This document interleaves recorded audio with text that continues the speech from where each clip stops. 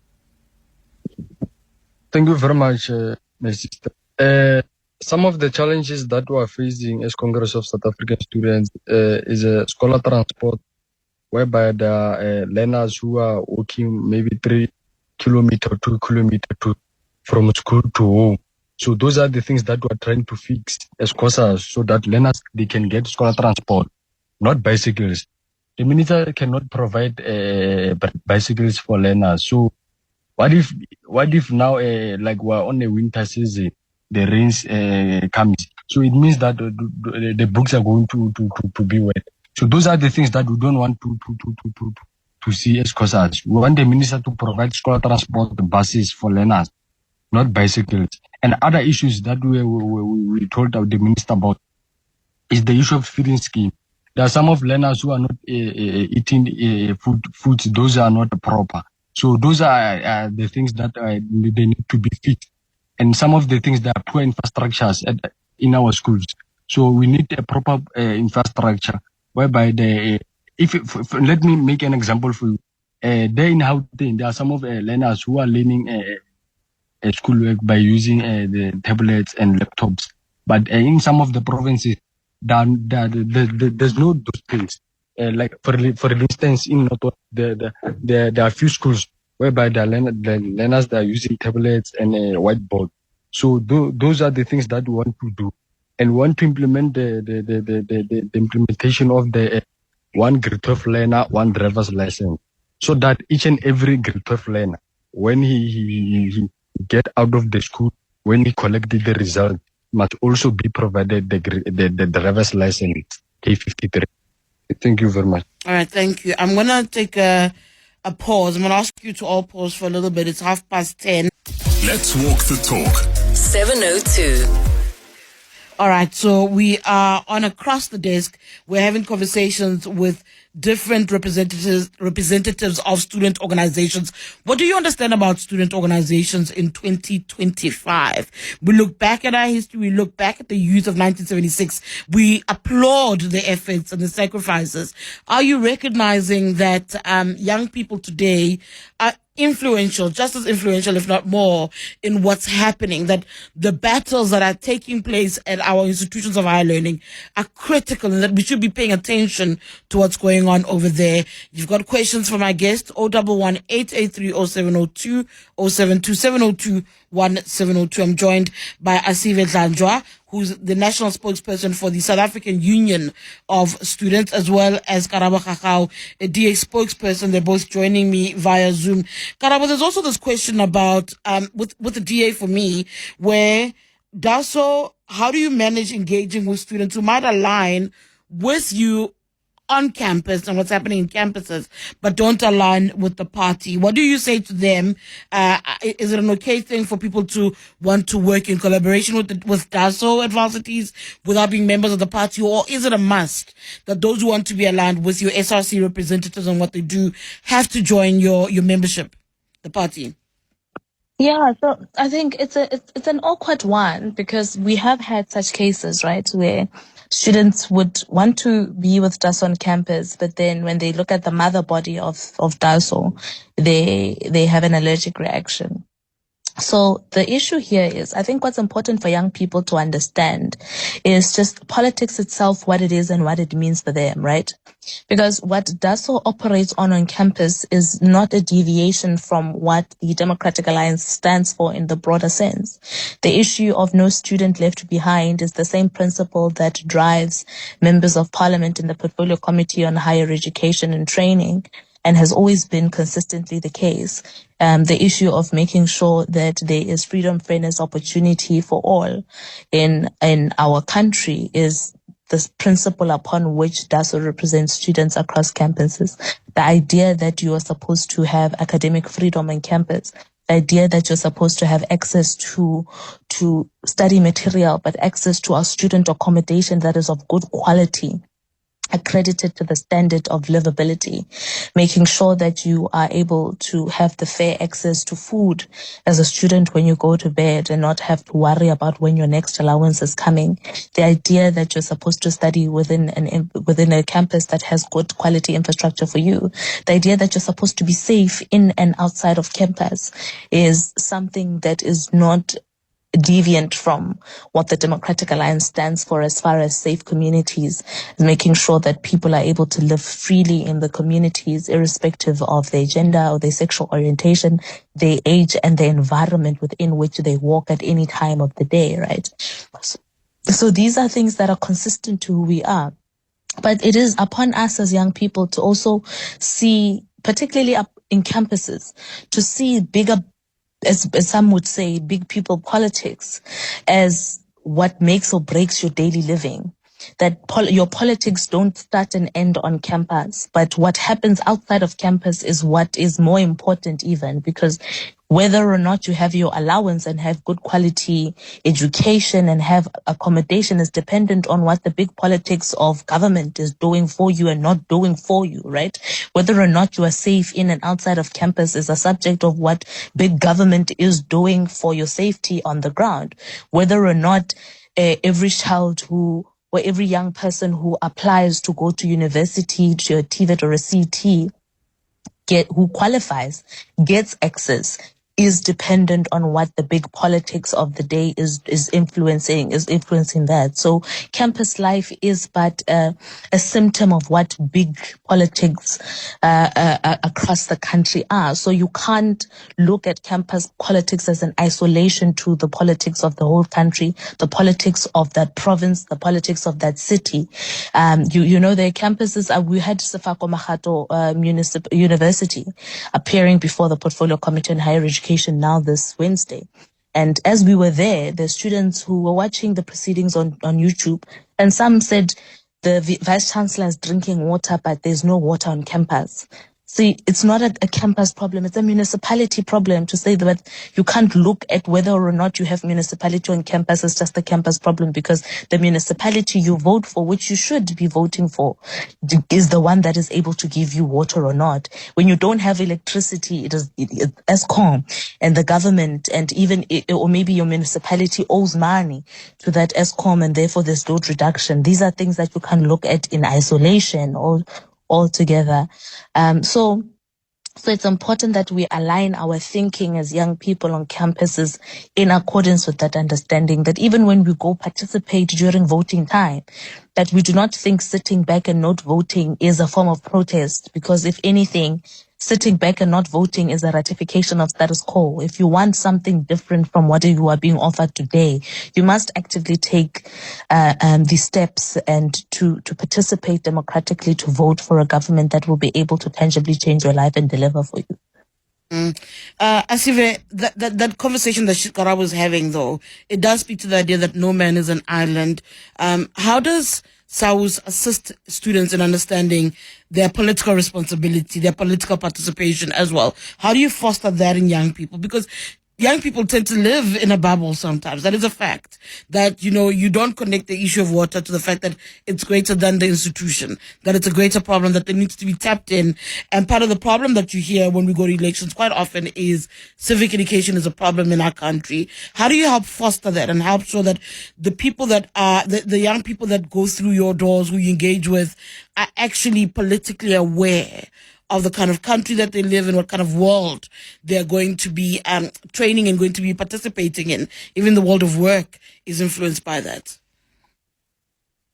Thank you. Look, I think number one, once again, I think we've come a long way in terms of getting young people to be involved in the agenda and in the discourse in South Africa, whether from a political perspective or from a purely developmental perspective. Look, I think so I'll speak to what we have done, but one of the most important things which we've often advocated for is that there must be, we must mobilize and conscientize young people based on their lived realities and their lived conditions and their ability for them to take responsibility to change the situation. If you like, call it activism. And then, because the reality is that not all young people are not interested in politics. They're just probably not interested in mainstream politics and in the antics of politics, in the theater of politics, which is what for the most part it has become. But they have a genuine appreciation and a genuine yearning to be involved in the development trajectory within their communities and in their lives. And if we may be able to tap into that, we will see a civic educational thing. As far as that is concerned, things will get better, participation will get better. So that's one of the things that we often advocated for. And then at a mainstream political level, when we have discussions, for instance, when we're reviewing the comprehensive funding model, we would invite all political parties over and above our affiliates, which would be SRCs. We would invite your EFF student command, then your DASOs, your SASCOs, your BASMAs, so that, because we obviously have an appreciation, as I suppose Karabo was saying, that for the most part, much of the work that will be done within and through through the politics of what she calls big people politics. So that's one element, to bring in political parties, but also secondly, to create a sense of activism and participation for young people over and above their participation in mainstream politics. To push everyone to participate in mainstream politics, in my view, would be myopic, and because those politics are becoming increasingly more undesirable, based obviously as what I called antics earlier on. So it's those two things: still bring in the political parties to participate and young people to see that the role that the political parties are playing, but also to get them to participate at an activist level. I've got a couple of questions from my guests on the line. I'll read those for you guys just after this. Let's take a quick break first. Let's walk the talk. 702. We're in conversation with leaders across different student organizations, or at least talking about student organizations. It's across the desk. I'm joined by Asive Dlanjwa, national spokesperson for the South African Union of Students, as well as Karabo Khakhau, DA spokesperson. She represents DASO. Karabo, there was a time where DASO, as I said to you, started making inroads in what was seen as historically black universities, but it's got actually very quiet. We hear very little now in 2025 about DASO and where it's going. I mean, the fact that you're the DA spokesperson speaking on behalf of DASO is an indictment, I think, to some degree on young people. You have young people that organize as well. One would have imagined younger people outside of you, the national spokesperson, would be speaking about student issues on behalf of the party. I think that's a fair assessment, Wena Osidi. I think the problem we have right now is most of our DASO leaders have taken mainstream politics, right? So, for example, the federal leader of DASO, Liam Jacobs, when he took up the seat as a member of parliament, he resigned from that seat and he's now focused on giving Gayton Mackenzie chest pains there by the Department of Sports and Arts and Culture. And TikTok. It speaks to the quality of young people. But that's the youthfulness of it all, yeah. Of it all, right? Making politics attractive and more relatable to everybody in South Africa. And I think it speaks to the quality of young people that DASO is able to produce within its ranks, and we all end up. I mean, for me, the people that when I was SRC president and the branch chairperson of DASO at UCT, the people that I looked up to were the current mayor of the city of Cape Town, Jordan Hill Lewis. These are people who were at the forefront of DASO before I came there now, right? But you're correct in the assessment that we could be having more young people who are at the forefront of DASO representation and not just at the forefront of the Department of Higher Education. I myself right now, we unfortunately were unable to get hold of the team, and that's why I was given the responsibility to communicate, and not communicate as the national spokesperson, but to communicate as a member of the Portfolio Committee on Higher Education and Training, who derives her mandate from the ground of DASO itself and does not operate in isolation from that. So that's the point there. Okay. But I just want to quickly respond to something Asive said when I was Tshidi about it being myopic for us to want to rally people into mainstream politics. I think wanting to focus on activism outside of mainstream politics is what's myopic, because ultimately activism and political participation means nothing if it doesn't change the body politics at a macro level, as well as far as how it impacts the lives of everybody in the country. You being active on campus must be able to translate to an activism that is able to not only hold Minister Ngabane accountable for her recklessness and her lack of accountability and her lack of compassion as far as the people that she represents, but it must also be able to ensure that when you vote and when you encourage other people to vote, that we don't have Minister Ngabane there altogether. That is example number one. So yeah, it's important for us to be able to take mainstream politics important and understand how it impacts every moving chain in the ecosystem. All right, thank you for that, Karabo. There are a couple of WhatsApps and voice notes that have come through. Let me just put this one to Aviwe quickly. Aviwe, it's a bit of a lengthy one, but the first question for the guests.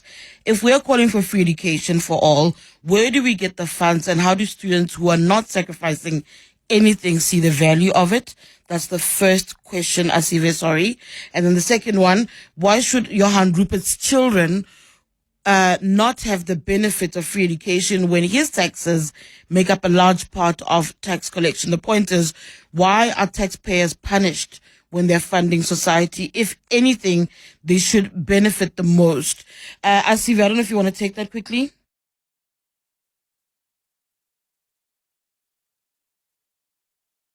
Asive? I think I might have lost him. I don't know if you want to weigh in. Oh, there you go. Yes, there you are. Yes, sorry about that. Look, I think if we understand education within context, and as we've often propagated, that we believe it's a public good, and that we will not be able to build a developmental state outside investing in education, particularly higher education, then the caller or the person who has texted would realize that it's not just about the person whom we are paying for, but it's about the broader economic agenda. In fact, as I'm saying right now, we just through the activism of students, whom, by the way, for student formations, organized student formations, did not support that fees must fall. And today we have thousands of doctors, of lawyers, of accountants that are a direct product of the organic activism of young people on the ground.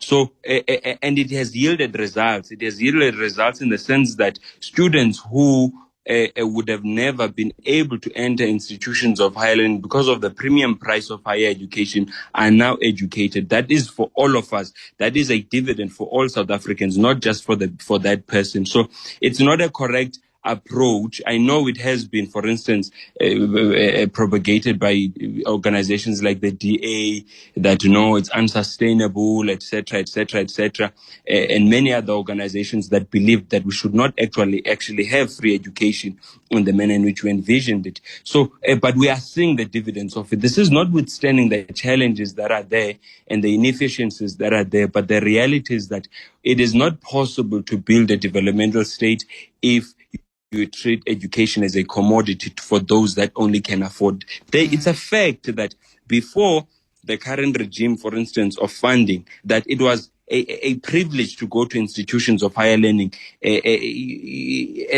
because take, for instance, the NSFAS bracket then was 120,000 per annum.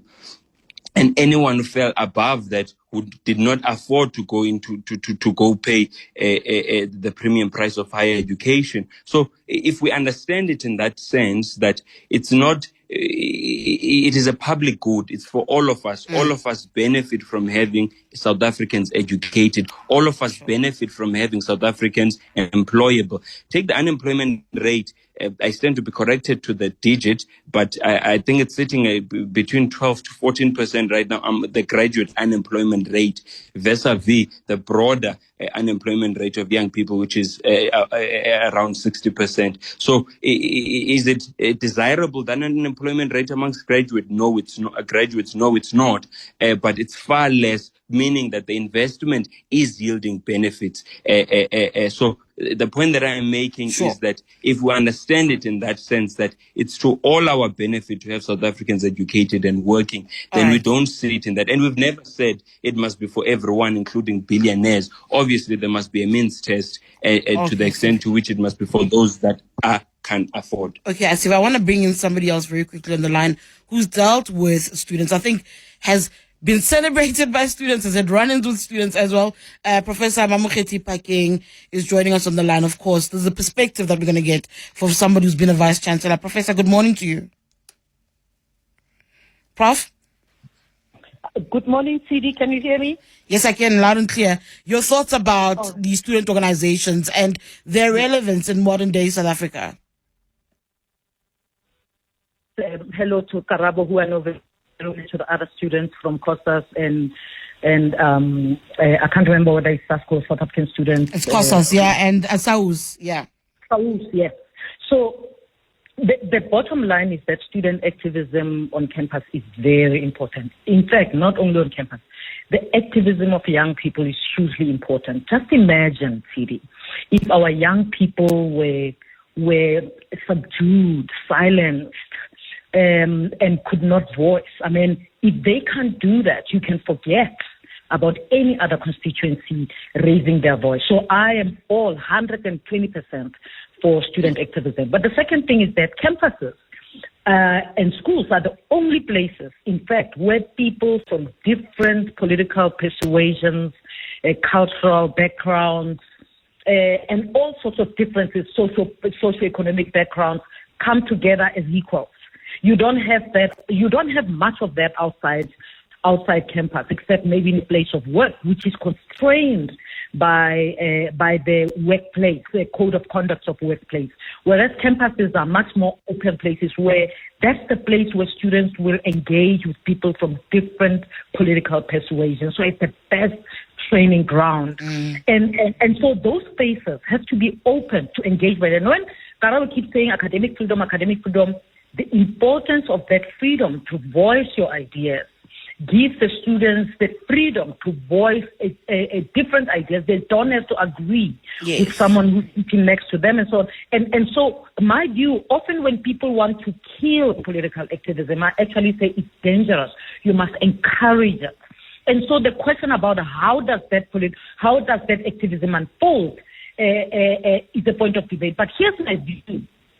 Activism and protest is supposed to make those of us who are in power uncomfortable. So as Vice Chancellor, I accepted the fact that the students are going to protest and it's going to make me uncomfortable. Sometimes it will make me angry, but that's what it is. Because the reason why it's going to make you uncomfortable is that without that discomfort, there will never be change. Because those of us who are comfortable in our positions or socioeconomic positions, we protect our territory for our own comfort. It's very easy to forget about others. Now, finally, my gripe in terms of the activism, I mean, I've written and talked a lot about the activism of the 2015 of Peace Must Fall and whatever, and describing, analyzing that kind of activism of the time, is that the activism of now is just too self-focused. I mean, I like SAUS because SAUS doesn't focus on only on their political party or one campaign. Yeah, its independence, I think, is important. It's independent. So I'm always for SAUS, right? But you want students to go outside of themselves. That I'm fighting for this. It's not just for myself. It's for the students today. It's for students in future. But it's actually for the country. So they need to look beyond themselves. Otherwise, when it becomes too self-focused, they don't, like I remember when I was in campus or on campus, that even the issue of national debt, and that was in 1980, 84, 85, we looked beyond ourselves and we looked at the issue of the debt of the country. How much do we owe the IMF and why? Where does that money go and what does it mean for us as future leaders of the country? And I think I would like our young people to go just beyond themselves, and also when they focus on themselves, to challenge themselves. I can remember that we had movements within campus to say, if you have a bursary or you have a whatever, negotiate with your bursary for the leftover balance in they give you, that you donate to another student. Do you know what I mean? And those things are dead because everyone just focuses on themselves. And that's problematic. But otherwise, all for student activism, we should encourage it, we should grow it, we should actually be sad if it gets silenced, if it gets too quiet and it doesn't say anything. Thank you very much. Thank you, Prof. Thank you. That's Professor Mamokgethi Phakeng speaking there from a perspective of a vice chancellor, saying that you've got to encourage that kind of activism on your campuses. It's pretty much 11 o'clock, but I do want to be able to keep Asive Dlanjwa just a little bit from a South's perspective. There are questions that I couldn't get to that I think are important for him to try and ventilate for us. So I'm going to take news, and after the news bulletin, Asive, please indulge us for a little bit just to answer questions from our listeners around the curriculum and the influence thereof. We are speaking there, as I was saying, to different representatives of student organizations. Joining me as well was Karabo, Khakhau, who's a DA spokesperson, speaking about some of the changes and why we couldn't have a DASO representative, but the role of DASO on campuses. Earlier, we also had Kamogelo Nkosi, who's president of the Congress of South African Students. Remember, they're very much involved with learners. I'm going to speak to Asive a little bit more after this. It's 11 o'clock. Here's your Eyewitness News update. And there's a few issues that I picked up on that I want us to wrap up on the conversation we had in the last hour. We were, of course, having our across the desk, and we're speaking to student organizations and the work that they do. I've seen some of your questions, and I think some of the questions are really important. And I want to give our guests a chance to give their final thoughts. Professor Mamokgethi Phakeng kind of took over, speaking about the very much important role that they continue to play in our universities. I'm joined still on the line by Karabo Khakhau, DA spokesperson, as well as Asive Dlanjwa, the national spokesperson for the South African Union of Students. Asive, I'm going to start with you. I want you to take a listen to this voice note. It is a question from one of our listeners about the work that you do as student unions. Good morning, Tshidi and your guest. I just want to ask your guest if they actually focus on the curriculum. Are they happy with the curriculum? And if not, are they doing anything about it? Are they changing it? And the curriculum, is it aligned to what the job skills are required after? Thank you very much. All right, thank you. Asive, I hope you heard that. So the issues around the curriculum, the alignment, your response to the question. The observation is correct from the caller as it pertains to the curriculum, and it's in this case in congruence with what I would term the market demands, the socioeconomic demands of our society, as it were. So that there's a huge incongruence there. I think it's evident for all of us to see that the output of higher education is not necessarily aligned with what society and really markets would demand. So a lot of work has to be done there. But how we've looked at it is that, so we've had the first phase, if you like, which was to massify access to higher education, which had never happened since the dawn of democracy, to massify access to higher education at this level. So to that extent, that was the first step. The second step, which probably could have happened concurrently, but there is some sort of resistance. I don't know if it's at the level of institutions, or maybe is it an issue that there is there's not enough of a decisiveness from the level of government to be able to influence the output of public higher education, which probably takes me to the third thing to say. One of the issues which for us has been an issue has been unchecked institutional autonomy, the extent to which institutions of higher learning, public institutions of higher learning receiving billions from the state, can choose to, on their own, they decide what will be the output in terms of their programs, irrespective of whether it is in line or not in line with the needs of the regions and the country at large. So that's another thing that probably a conversation that we need to have as to how do we deal with that? How do we align, for instance, take the outputs of these public higher education institutions, which, by the way, once again, I stand to be corrected on the actual number. I think we're spending around about just over 150 billion across the entire education sector. But the dividends are not, in terms of the output from these institutions, we're not getting as much as we should be. And with every passing year, it depreciates the quality of output that we're getting from these institutions. So that's another conversation we need to begin to have. How do we align those output, for instance, with the National Development Plan, with our developmental agenda and our objectives? And to that extent, there has been a huge cavity. So the speaker is 100% correct.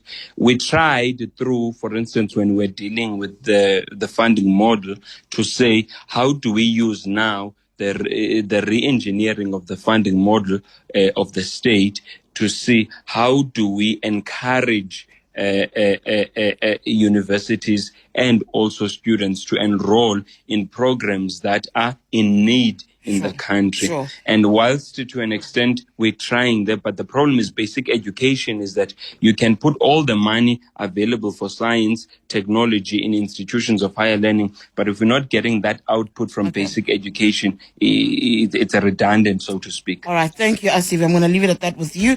Karabo, if you can briefly, I know you wanted to respond as you give me your final thoughts on the question from one of the listeners about Johan Rupert's children, saying that if he pays so much in taxes, why can't his children benefit from free education? So that argument itself says that if you are poor in South Africa and your mother or your father or your caretaker is not paying tax, then the state must not invest in your education. That argument doesn't work altogether.